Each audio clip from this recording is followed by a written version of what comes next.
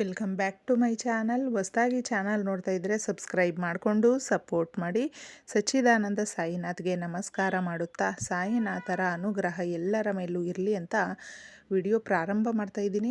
ಸ್ನೇಹಿತರೆ, ಸಾಯಿನಾಥರ ಸಚ್ಚರಿತ್ರೆಯಲ್ಲಿ ಎಲ್ಲ ಪವಾಡಗಳು, ಕಥೆಗಳು, ಆ ಸಂದೇಶಗಳು ನಿಜವಾಗ್ಲೂ ನಡೆದಿರುವಂಥದ್ದು. ಆ ಘಟನೆಗಳು ನಮಗೆ ನಮ್ಮ ಜೀವನಕ್ಕೆ ತುಂಬ ಹತ್ತಿರವಾಗಿರುತ್ತೆ. ಅದನ್ನು ನಾವು ತಿಳ್ಕೊಂಡಾಗ ನಮ್ಮ ಜೀವನದಲ್ಲಿ ನಾವು ಯಾವ ರೀತಿ ಒಂದು ಜೀವನವನ್ನು ನಡೆಸ್ಕೊಂಡು ಹೋಗಬೇಕು, ಸದ್ಗುಣಗಳನ್ನು ಬೆಳೆಸ್ಕೊಂಡು ಹೋಗಬೇಕು ಅನ್ನೋದು ಒಂದು ಸಾರಾಂಶ ಆಗಿರುತ್ತೆ ಸ್ನೇಹಿತರೆ. ಆ ಸಂದೇಶ ಕೂಡ ಈ ರೀತಿ ಇದೆ.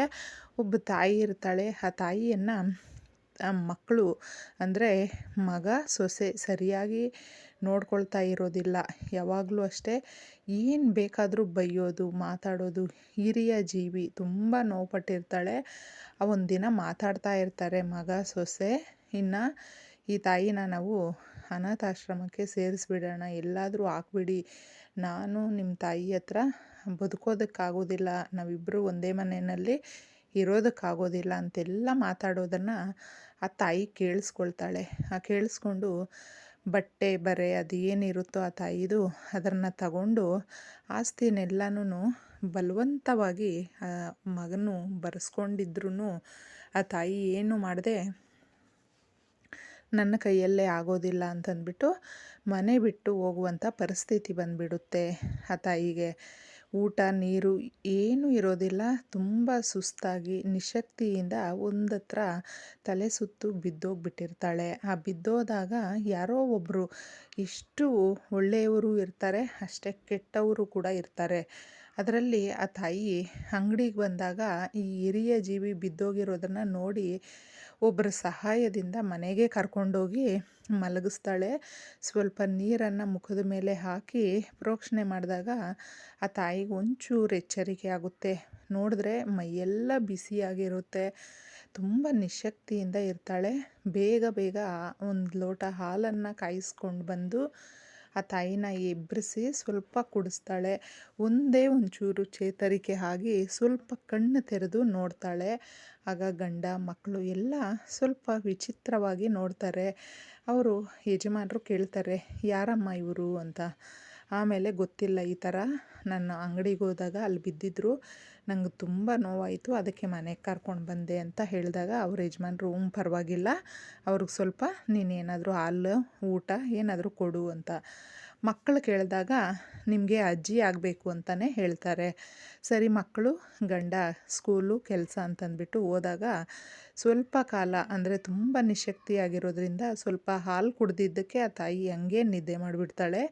ತುಂಬ ಜ್ವರ ಇರೋದ್ರಿಂದ ಇನ್ನು ಸ್ವಲ್ಪ ಹೊತ್ತಿಗೆ ಎಬ್ಬಿಸಿ ಆ ತಾಯಿಯನ್ನು ನೀವು ಸ್ವಲ್ಪ ಊಟ ಮಾಡಿ ಮಾತ್ರೆ ಹಾಕ್ಕೊಳ್ಳಿ ಅಂತ ಎಲ್ಲ ಕುಡಿಸಿ ಮಾತ್ರೆ ಕೊಟ್ಟಾಗ ಒಂದು ಸ್ವಲ್ಪ ಸಮಯ ಆದಮೇಲೆ ಆ ಮಾತ್ರೆ ಕುಡ್ದಿದ್ದಕ್ಕೆ ಸ್ವಲ್ಪ ಊಟ ಮಾಡಿದ್ದಕ್ಕೆ ಒಂದು ಸ್ವಲ್ಪ ಚೇತರಿಕೆಯಾಗಿ ಜ್ವರ ಕೂಡ ಸ್ವಲ್ಪ ಕಡಿಮೆ ಆಗುತ್ತೆ. ಆಗ ನಾನು ಎಲ್ಲಿದ್ದೀನಿ, ಏನು ಮಾಡ್ತಾಯಿದ್ದೀನಿ ಅಂತ ಕೇಳ್ತಾಳೆ. ನೀವೇ ಹೇಳ್ಬೇಕಮ್ಮ, ನೀವು ಇಂಥ ಊರಿಗೆ ಇಲ್ಲಿಗೆ ಬಂದುಬಿಟ್ಟಿದ್ದೀರಾ, ನೀವು ಎಲ್ಲಿನವರು, ಯಾಕೆ ಈ ಥರ ಅಂತೆಲ್ಲ ಕೇಳಿದಾಗ ಆ ತಾಯಿ ಸುಮ್ಮನೆ ಹತ್ಕೊಂಡು ಕೂತ್ಕೊತಾಳೆ. ನಿಮಗೆ ಇಷ್ಟ ಇದ್ದರೆ ಮಾತ್ರ ಹೇಳಿ, ಪರವಾಗಿಲ್ಲ, ರೆಸ್ಟ್ ಮಾಡಿ ನೀವು ಅಂತ ಹೇಳಿಬಿಟ್ಟು ತನ್ನ ಕೆಲಸ ಮಾಡಬೇಕು ಅಂತ ಹೋಗುವಾಗ, ಬಾ ಅಮ್ಮ ಎಲ್ಲ ನಾನು ಹೇಳ್ತೀನಿ, ನನ್ನ ಮಗಳು ಅಂತಲೇ ಅಂದ್ಕೊಳ್ತೀನಿ ಅಂತಂದ್ಬಿಟ್ಟು ನಡೆದಿರುವ ಘಟನೆ ಎಲ್ಲ ಹೇಳ್ತಾಳೆ. ಈ ರೀತಿ ನಾನು ನಮ್ಮ ಯಜಮಾನರು ತುಂಬ ಚೆನ್ನಾಗಿ ಇರುವ ಮಗನ ಒಬ್ಬನೇ ಅಂತ ತುಂಬ ಪ್ರೀತಿಯಿಂದ ನೋಡ್ಕೊಂಡ್ವಿ. ಆದರೆ ಮಗ ಸೊಸೆ ಈಗ ಆಸ್ತಿ ಎಲ್ಲ ಅವರ ಹೆಸರಲ್ಲೇ ಮಾಡಿಸ್ಕೊಂಡು ನನ್ನನ್ನು ಈ ಥರ ಹಾಕಿಬಿಡಬೇಕು ಅನಾಥಾಶ್ರಮಕ್ಕೆ ಅಂತ ಹೇಳಿದ್ರು. ನನಗೆ ಅದೆಲ್ಲ ಇಷ್ಟ ಇಲ್ಲ ಅಂತ ನಾನು ಈ ಥರ ಯಾವುದೋ ಒಂದು ಬಸ್ ಹತ್ತದೆ ಇಲ್ಲಿ ಬಂದು ಸೇರಿದ್ದೀನಿ. ತುಂಬ ಇದು ನಿಮ್ಮಿಂದ ಹೆಲ್ಪ್ ಆಯಿತು, ಸಹಾಯ ಆಯಿತು ತಾಯಿ, ನನ್ನನ್ನು ನಿಮ್ಮ ಋಣ ಯಾವ ಥರ ತೀರಿಸ್ಕೊಳ್ಬೇಕು, ಇನ್ನು ನಾನು ಹೋಗ್ತೀನಿ ಅಂತ ಹೇಳಿದಾಗ, ಇಲ್ಲಮ್ಮ ನೀವು ಹೋಗೋದೇನು ಬೇಡ, ನಿಮಗೆ ತುಂಬ ಜ್ವರ ಇದೆ, ನೀವು ಸ್ವಲ್ಪ ಸುಧಾರಿಸ್ಕೊಳ್ಳಿ, ಆಮೇಲೆ ಏನು ಮಾಡಬೇಕು ಅಂತ ನೋಡೋಣ ಅಂತಂದ್ಬಿಟ್ಟು. ತುಂಬ ಪುಟ್ಟ ಮನೆ ಅವ್ರದ್ದು. ಮನೆ ಪುಟ್ಟದಾದ್ರೂ ಮನಸ್ಸು ವಿಶಾಲವಾಗಿರುತ್ತೆ. ಸಂಜೆ ಅವ್ರ ಗಂಡ ಮಕ್ಕಳೆಲ್ಲ ಬಂದಾಗ ನಡೆದಿರುವ ಘಟನೆ ಎಲ್ಲ ಅವರ ಗಂಡನ ಹತ್ರ ಆ ಅಜ್ಜಿಯ ವಿಚಾರವನ್ನೆಲ್ಲ, ಜೀವನದ ಕಥೆಯನ್ನೆಲ್ಲ ಹೇಳ್ತಾಳೆ. ಆಗ ಆ ತಾಯಿ ಒಂದು ಬ್ಯಾಗು ಅನ್ನೋದು ಆ ತಾಯಿ ಹತ್ರ ಇರುತ್ತೆ ಸ್ನೇಹಿತರೆ. ನಂಬಲ್ಲ, ಆ ಬ್ಯಾಗಲ್ಲಿ ಸಾಯಿನಾಥರ ಫೋಟೋವನ್ನು ಇಟ್ಕೊಂಡಿರ್ತಾಳೆ. ನೋಡಿ, ಯಾರು ಎತ್ತಿರುವ ಮಕ್ಕಳು ಕೂಡ ನೋಡ್ಕೊಂಡಿಲ್ಲ. ಆದರೆ ಎಲ್ಲೋ ಒಂದು ಹತ್ರ ಆ ತಾಯಿಗೆ ಒಂದು ಜೀವನ ಆಧಾರ ಅಂತ ನಾವೇನು ಅಂತೀವಿ, ಆ ಥರ ಒಂದು ತಾಯಿಗಿಂತ ಹೆಚ್ಚು ಅಂತ ಹೇಳ್ಬಹುದು ಸಿಕ್ಕಿದ್ದಾಳೆ. ಆಗ ನೀವು ಈ ಸುಮ್ಮನೆ ನಿಮ್ಮ ಮಗನ್ನ ಬಿಡಬಾರ್ದು, ಅವನಿಗೆ ಸರಿಯಾಗಿ ಪಾಠವನ್ನು ಕಲಿಸ್ಬೇಕು. ಈ ರೀತಿ ಪ್ರಪಂಚದಲ್ಲಿ ಇನ್ಯಾವ ತಂದೆ ತಾಯಿಗೂ ಮಕ್ಕಳು ಈ ರೀತಿ ಮಾಡಬಾರ್ದು, ಅದಕ್ಕೋಸ್ಕರ ಯೋಚನೆ ಮಾಡಿ ಅಂತ ಅವರು ಹೇಳ್ತಾರೆ.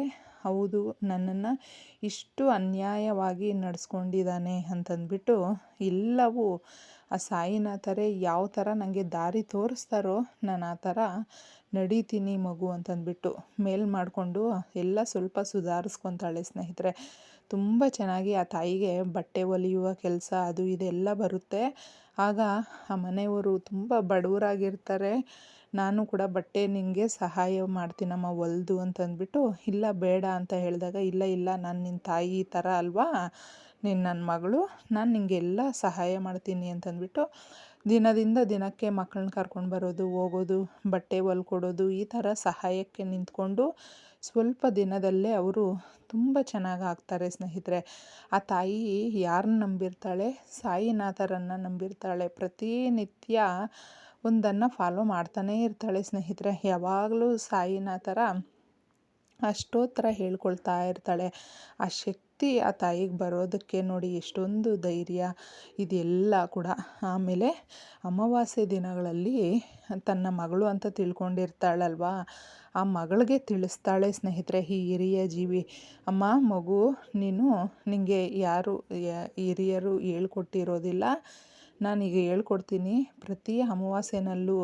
ಯಾಕಂದರೆ ನಾವು ಸ್ವಲ್ಪ ಚೆನ್ನಾಗಿ ಆಗಿದ್ದೀವಿ ಅಂದರೆ ಕೂಡ ಅಕ್ಕಪಕ್ಕದಲ್ಲಿ ನಮ್ಗೆ ಗೊತ್ತಿರುವಂಥವರು ನಮ್ಮನ್ನು ನೋಡಿ ತುಂಬ ಚೆನ್ನಾಗಿದ್ದಾರೆ ಅಂತಂದರೆ ಮತ್ತೆ ನಮಗೆ ಆ ಕಣ್ದೃಷ್ಟಿ ಅನ್ನೋದಾಗುತ್ತೆ. ನೀನೊಂದು ಪುಟ್ಟ ಮಣ್ಣಿನ ದೀಪ ತಗೊಂಡು ಅದರಲ್ಲಿ ಸ್ವಲ್ಪ ಇಡೀ ಕಲ್ಲುಪ್ಪನ್ನು ಹಾಕಿಬಿಟ್ಟು 3 ಕಾಳು ಮೆಣಸನ್ನು ಹಾಗೂ ₹1 ಕಾಯಿನ್ ಅದ್ರ ಮೇಲೆ ಇಟ್ಟು ಈ ಪರಿಹಾರವನ್ನು ನೀನು ಮಾಡಮ್ಮ ಅಂತಂದ್ಬಿಟ್ಟು ತಿಳಿಸ್ಕೊಡ್ತಾಳೆ ಸ್ನೇಹಿತರೆ. ಈ ಪರಿಹಾರವನ್ನು ಆ ತಾಯಿ ತಿಳಿಸ್ಕೊಟ್ಟಾಗ ಸೀದಾ ಯಾವ ಥರ ಹೇಳ್ಕೊಡ್ತಾಳೋ ಅದೇ ಥರನೇ ಮಾಡ್ತಾಳೆ. ನಾವು ಕೂಡ ನಮ್ಮ ಮನೆಯಲ್ಲಿ ಏನೇ ತೊಂದರೆಗಳು, ಕಷ್ಟಗಳು, ಪರ್ವತದಷ್ಟು ಬೆಟ್ಟದಷ್ಟು ಕಷ್ಟಗಳು ಬಂದರೂ ಕೂಡ ಈ ಪರಿಹಾರವನ್ನು ಇವತ್ತು ಅಮಾವಾಸ್ಯೆ ದಿನ ಮಾಡ್ಕೋ ಅಂತಂದ್ಬಿಟ್ಟು ನಮಗೆ ಒಂದು ಸಂದೇಶ ಸ್ನೇಹಿತರೆ. ಇದನ್ನು ನಾವು ಕೂಡ ಮಾಡಿಕೊಂಡು ಮತ್ತು ಮಾರನೆಯ ದಿನ ಅದನ್ನು ಉಪ್ಪನ್ನು ಒಂದು ಪಾತ್ರೆಯಲ್ಲಿ ಹಾಕಿ ಕರಗಿಸ್ಬಿಟ್ಟು ಕಾಳುಮೆಣಸು, ಉಪ್ಪು ಸಿಂಕಲ್ಲಿ ಹಾಕಿದ್ರೆ ಆಯಿತು, ಇಲ್ಲಾಂದರೆ ಯಾರು ತುಳಿದೇ ಇರುವ ಜಾಗದಲ್ಲಿ ಹಾಕಿದ್ರೂ ಆಯಿತು. ಮತ್ತು ಆ ₹1 ಯಾರಿಗಾದರೂ ನಾವು ದಾನ ಕೊಡಬಹುದು. ಈ ಥರ ನೀನು ಮಾಡು ಅಂತಂದ್ಬಿಟ್ಟು ತಿಳಿಸಿದಾಗ ನಿಜವಾಗ್ಲೂ ಆಶ್ಚರ್ಯ. ಆ ತಾಯಿಗೆ ದಿನದಿಂದ ದಿನಕ್ಕೆ ಅವ್ರ ಬಿಸ್ನೆಸ್ಸು ಕೂಡ, ಅಂದರೆ ಬಟ್ಟೆ ಹೊಲಿಯೋದು ಚಿಕ್ಕದಾಗಿ ಪ್ರಾರಂಭ ಮಾಡಿದ್ದು ಅವರು ದೊಡ್ಡ ಮಟ್ಟದಲ್ಲೇ ಪ್ರಾರಂಭ ಮಾಡುವ ಹಾಗೂ ಹಲವಾರು ಕಡೆ ಅವರು ಅದನ್ನು ಸ್ಟಾರ್ಟ್ ಮಾಡಿ ಮತ್ತು ಎಷ್ಟೋ ಜನಕ್ಕೆ ಕೆಲಸ ಕೊಟ್ಟು ತುಂಬ ಚೆನ್ನಾಗಿ ಅವರು ಆಗ್ತಾರೆ. ಈ ರೀತಿ ಬೆಳವಣಿಗೆ ಅನ್ನೋದು ತುಂಬ ಚೆನ್ನಾಗಾಗುತ್ತೆ ಸ್ನೇಹಿತರೆ. ಅಂದರೆ ನಮಗೊಂದು ಧೈರ್ಯ, ದೇವರನ್ನು ನಂಬಿದಾಗ, ಆ ತಂದೆಯ ನಾಮಗಳನ್ನು ಪಠಣೆ ಮಾಡಿದಾಗ, ಅಮಾವಾಸ್ಯೆ ದಿನಗಳಲ್ಲಿ ಈ ಪರಿಹಾರಗಳನ್ನು ನಾವು ಮಾಡಿಕೊಂಡಾಗ ಈ ರೀತಿ ಮಾಡಿಕೊಳ್ಳಿ ಅಂತ ಕೂಡ ಸಾಯಿನಾಥರು ನಮಗೆ ಚರಿತ್ರೆಯಲ್ಲಿ ತಿಳಿಸಿರುವಂಥದ್ದು. ಇದನ್ನು ನಾವು ಮಾಡಿಕೊಂಡು ಈ ದಿನ ನೀವು ಮಾಡ್ಕೊಳ್ಳಿ. ಇವತ್ತು ನಾಳೆ 2 ದಿನವೂ ನಮಗೆ ಅಮಾವಾಸ್ಯೆ ಇರೋದರಿಂದ ತಪ್ಪದೇ ನೀವು ಮಾಡಿಕೊಳ್ಬಹುದು. ಎಲ್ಲವೂ ಒಳ್ಳೆಯದಾಗುತ್ತೆ ಸ್ನೇಹಿತರೆ. ಈ ಸುಲಭ ವಿಧಾನವನ್ನು ಎಲ್ಲರೂ ಫಾಲೋ ಮಾಡಿ, ಎಲ್ರಿಗೂ ಒಳ್ಳೆಯದಾಗಲಿ. ಇಷ್ಟೇ ಸುಲಭವಾಗಿ. ಎಲ್ರಿಗೂ ಧನ್ಯವಾದಗಳು.